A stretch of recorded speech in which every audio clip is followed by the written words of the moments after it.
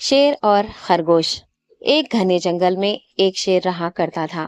وہ تمام جنگل کا بادشاہ تھا، لیکن وہ بادشاہ جیسے پیش نہیں آتا تھا۔ ہر دن بے رحمی سے جنگل کے جانوروں کو کھا جایا کرتا تھا۔ شیر کے خوف سے جنگل کے جانور چھپ جایا کرتے تھے اور خود اپنی بھوک و پیاس کو مار کر سخت مشکلات سے دوچار ہونے لگے تھے۔ اس طرح کچھ دن بعد جنگل کے تمام جانور ایک مقام پر جمع ہوئے اور شیر کے شر سے محفوظ رہنے کے لیے سب مل کر رائے مشورہ کرنے لگے۔ سب نے اپنی اپنی بات رکھی اور آخر میں ایک گیدڑ نے کہا، میرا خیال ہے کہ ہم روز شیر کے ہاتھوں مرنے کے بجائے ہم خود ایک بار شیر کے پاس چلے جائیں۔ اس طرح روزانہ شیر کسی ایک کو کھا لے گا اور ہم سب اپنی اپنی باری سے چلے جائیں گے اور بلا خوف و ڈر سکون سے زندگی گزاریں گے۔ گیدڑ کے مشورے پہ تمام جانور رضامند ہو گئے۔ ایک بندر نے کہا، ٹھیک ہے، تمہاری بات بالکل درست ہے۔ موت کا خوف کرنے کے بجائے اپنی باری آنے تک ہم اطمینان و سکون کی زندگی گزار سکیں گے۔ جانوروں کی بات چیت مکمل ہونے کے بعد خود گیدڑ نے شیر کے پاس جا کر یہ ساری بات بتائی۔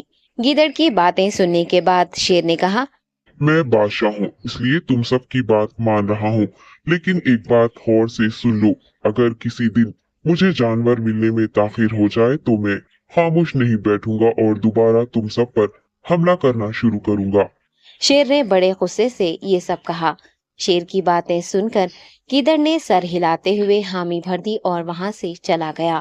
اس دن کے بعد ایک ایک جانور بلا ناغہ اپنی اپنی باری کے مطابق شیر کے پاس جانے لگے اور شیر سکون سے اپنے پاس آنے والے جانوروں کو مار کر اپنی بھوک مٹانے لگا۔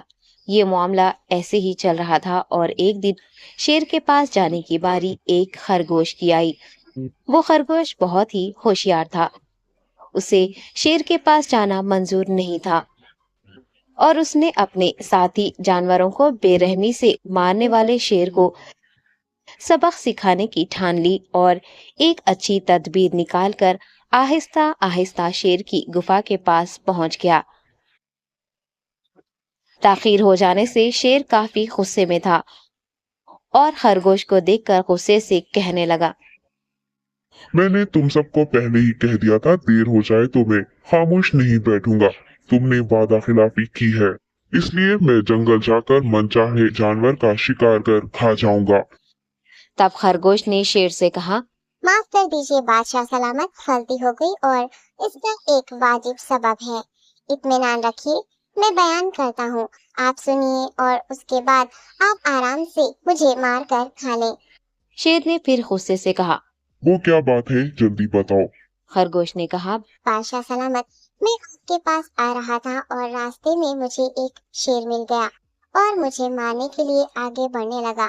میں نے آپ کی بہادری کی بات اس شیر کے سامنے رکھی، لیکن وہ شیر آپ کے بارے میں بہت برا بھلا کہنے لگا۔ یہ سن کر میں نے غصے سے کہا، تم ہمارے جنگل کے نہیں ہو، ہمارے بادشاہ کے بارے میں ایسی باتیں مت کہو۔ یہ سن کر وہ شیر مجھ پر حملہ کرنے کے لیے تیار ہو گیا۔ یہ دیکھ کر میں نے کہا، تم مجھے مارو گے تو ہمارے بادشاہ تمہیں ہرگز نہیں بخشیں گے۔ تب اس شیر نے کہا، تمہارا بادشاہ میرا کیا کر لے گا؟ میں نے کئی ہاتھیوں کو اپنے پنجے سے مار گرایا ہے۔ تمہارا بادشاہ ہو یا کوئی اور ہو، میرے ہاتھوں بچ نہیں سکتا اور میرے سامنے کوئی ٹک نہیں سکتا۔ میں اسے ختم کروں گا۔